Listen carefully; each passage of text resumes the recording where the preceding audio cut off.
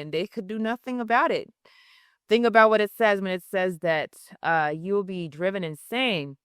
And also, where it also says, a people whom you do not know will eat the produce of your ground, and the ground and the product of your labor. This is what happened in colonialism. Literally, you had people who were from outside who were controlling people inside the continent of Africa, or inside of the islands of the Caribbean, or inside of the Latin American countries. They're controlling them from the outside, and the people are laboring and they're working, and yet they're not even able to eat the produce of their labor. How much of a curse is that?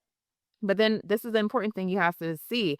An object of horror, a song of mockery, an object of taunting among all peoples where Yahuwah drives you. Let me say this.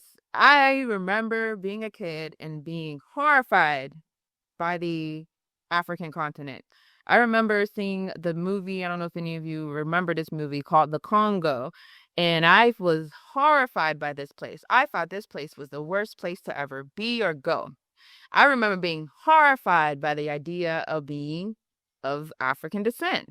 I remember the phrase African booty scratcher. I remember all of these images inside of my head, and one of the worst things that you could ever be growing up was an African. I remember that. Many of you remember that. You remember what it was like when you would see Africans depicted as savages, and it was cemented in your brain. Listen to this when it says it. You'll become an object of horror. It is a fulfillment, a song of mockery. It literally is a mockery, particularly when you look at, like, just watch the BET Awards one day. You'll just see the most coonish mockery being displayed for all the world to see. We're being put on stages by people who own the music industry, and we know what people own the music industry. I'm not going to say it as, what people own the industry.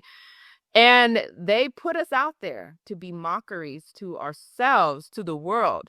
They put out the most depraved minds out there. They put out the most simpletons. They put out the worst of the worst of us on a stage for us to be a mockery to the world. They put out the sexy reds to be